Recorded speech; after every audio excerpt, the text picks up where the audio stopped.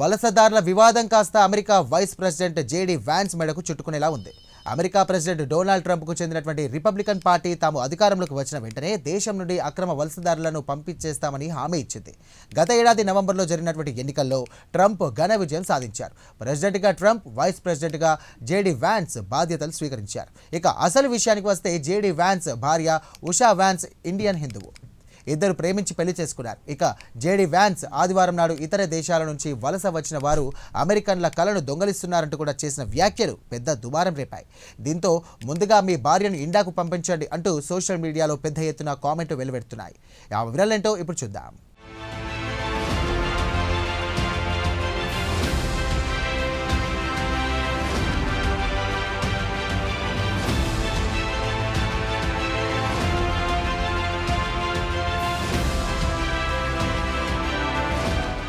అమెరికాలో వలసదారులపై Trump administration కొరడా జులిపిస్తోంది. గత ఏడాది జరిగిన ప్రెసిడెన్షియల్ పోల్లో ట్రంప్ అమెరికన్లు ఓట్లు దండుకోవడానికి సెంటిమెంట్ రాజేసి ఓట్లు దండుకున్నారు. తాను అధికారంలోకి వస్తే దేశంలో ఉన్న అక్రమ వలసదారులను తన్ని తగలేస్తానని హామీ ఇచ్చారు. ఇక ఎన్నికల్లో ట్రంప్ భారీ విజయం సాధించారు. ట్రంప్ బాధ్యతలు చేపట్టిన తర్వాత అమెరికాలో ఉంటున్న ఇండియన్స్ తో పాటు అక్రమంగా వలస వచ్చిన వారితో పాటు చట్ట ప్రకారం అన్ని పత్రాలు సవ్యంగా ఉన్న వారి గుండెల్లోనూ రైళ్లు పరిగెత్తిస్తున్నాడు. దేశం నుంచి వలసదారులను పంపించాలని ట్రంప్ పెద్ద ఎత్తున కసరత్తు మొదలు పెట్టాడు. అయితే మేక్ అమెరికా గ్రేట్ అగైన్ అనే ఒక గ్రూపు ట్రంప్ ఎన్నికల్లో గెలవడానికి విశేషంగా కృషి చేసింది. అందరి కృషి వల్ల ట్రంప్ ఎన్నికల్లో గెలిచాడు. ఇక అవకాశం దొరికినప్పుడల్లా రిపబ్లికన్ పార్టీకి చెందిన నాయకులు, మాగా సభ్యులు వలసదారులను దేశం నుంచి తరిమివేయాలని ప్రచారం చేస్తూ ఉంటారు.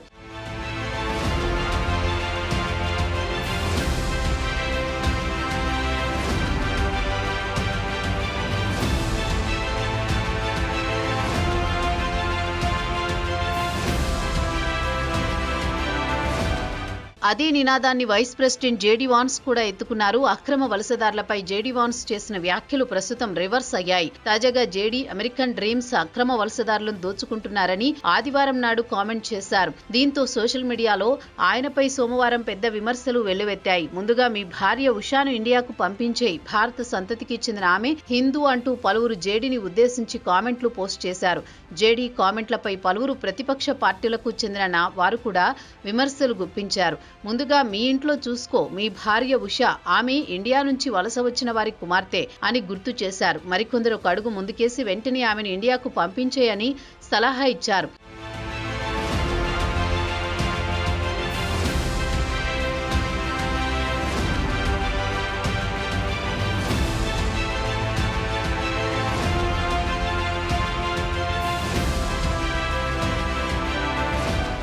జేడీ వాన్స్ ఎక్స్లో ఒక పోస్టు పెడుతూ విదేశాల నుంచి వలస వచ్చిన వారి వల్ల స్థానిక అమెరికన్లకు ఉద్యోగ అవకాశాలు లభించడం లేదని కామెంట్ చేశారు. పాత వ్యవస్థను అడ్డుపెట్టుకుని చట్టంలోని లొసుగులను తమకు అనుకూలంగా మరల్చుకుని త్వరగా సంపన్నులవుతున్నారని ఆయన ఆదివారం వ్యాఖ్యానించారు. ఆయన వాదనను పలువురు వ్యతిరేకించారు. ఈ కామెంట్తో ఆయనపై పెద్ద ఎత్తున విమర్శలు వెల్లువెత్తాయి. ఇదే నిజమైతే వెంటనే భారతీయురాలైన మీ భార్య ఉషాను, అలాగే మీకు పుట్టిన పిల్లలను ఇండియాకు పంపించేయాలని ప్రముఖ రచయిత, కామెంటేటర్ వజాహత్ అలీ వాన్స్ పోస్టుకు స్పందించారు. అంతకు ముందు ఇదే వాన్స్ వలసవాదం గురించి చేసిన కామెంట్లు కూడా పెద్ద వివాదంగా మారాయి. ఇటీవల ఆయన న్యూయార్క్ పోస్ట్ పాడ్కాస్ట్ ఇంటర్వ్యూలో మాట్లాడుతూ అమెరికన్లు తమ పొరుగున ఉండేవారు, తమ జాతికి చెందినవారు, తమ భాష మాట్లాడేవారు, అలాగే చర్మం రంగు ఒకేలా ఉండే వారిని అయితే ఇష్టపడతారు అని చెప్పుకొచ్చారు. ఈ కామెంట్స్ పై పౌర హక్కుల సంఘాలు, పలువురు న్యాయవాదులు తీవ్రంగా ఖండించారు.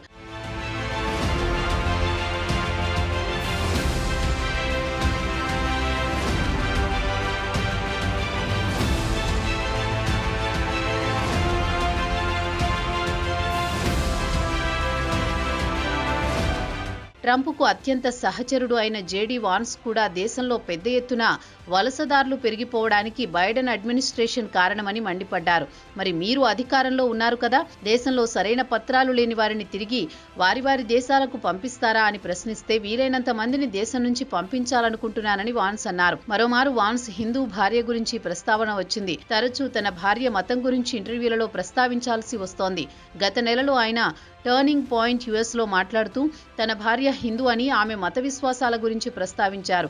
తాను క్రిస్టియన్, ఏదో ఒకరోజు ఆమె క్రిస్టియన్ మతంలోకి మారుతుందన్న నమ్మకాన్ని ఆయన వ్యక్తం చేశారు. తనతో పాటు చర్చికి వస్తుందనుకుంటున్నాను, అటు తర్వాత క్రిస్టియన్గా మతం మార్చుకుంటుందని ఆశిస్తున్నానని అన్నారు.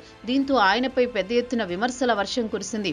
వాన్స్ బలవంతంగా భార్య మతం మార్పిస్తున్నాడన్న విమర్శలు వెల్లువెత్తాయి. అటు తర్వాత ఆయన మరోమారు వివరణ ఇస్తూ ఉషాకు మతం మారే ఉద్దేశం లేదని, ఆమె నమ్మకాన్ని, ఆమె విశ్వాసాన్ని గౌరవిస్తారని వివరణ ఇచ్చుకున్నారు జేడీ వాన్స్.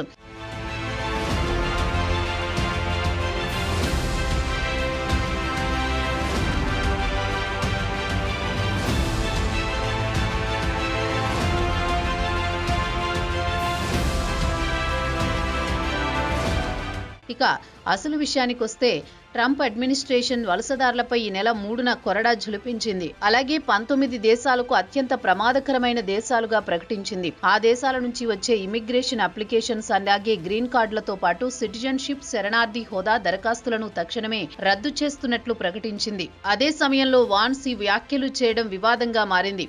ఇక ఇటీవలే అమెరికాకు చెందిన నేషనల్ గార్డ్స్ పై ఆఫ్ఘనిస్తాన్కు చెందిన ఓ శరణార్థి వాషింగ్టన్లో కాల్పులు జరిపాడు. ఈ కాల్పులో ఒక యువతి మృతి చెందగా మరో గార్డ్ తీవ్రంగా గాయపడ్డాడు. దీంతో యుఎస్ సిఐఎస్ వలసవాదులను దేశం నుంచి పంపించేయాలని నిర్ణయించింది.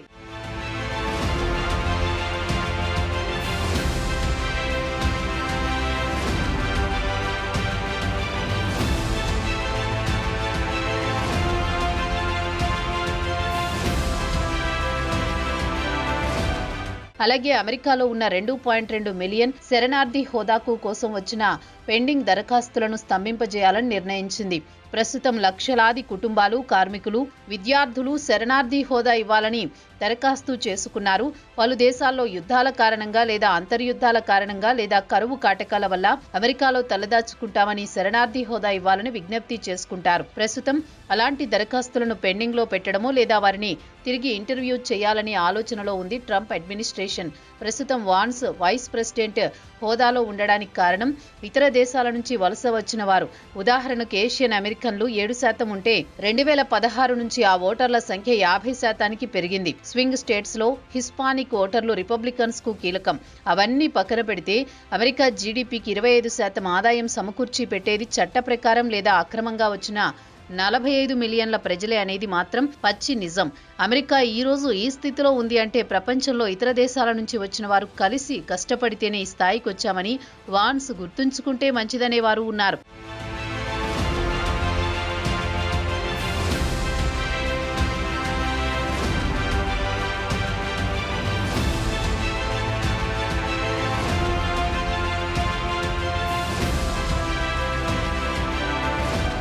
వాన్స్ వ్యవస్థను తిట్టే బదులు ముందుగా ఆయన భార్య ఉషా చట్టం ప్రకారం అమెరికా వలస వచ్చి ఆమె విజయం సాధించలేదా?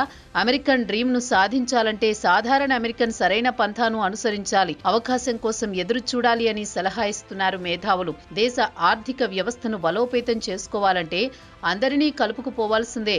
రాజకీయ పబ్బం గడుపుకోవడానికి దేశాలను, జాతులను విడదీసి చిచ్చు పెట్టవద్దని వాన్స్ కు పలువురు మేధావులు సలహా ఇస్తున్నారు. ఇక వాన్స్ 2028లో అమెరికా ప్రెసిడెంట్ గా గెలుస్తారన్న వాదన అమెరికాలో బలంగా వినిపిస్తోంది.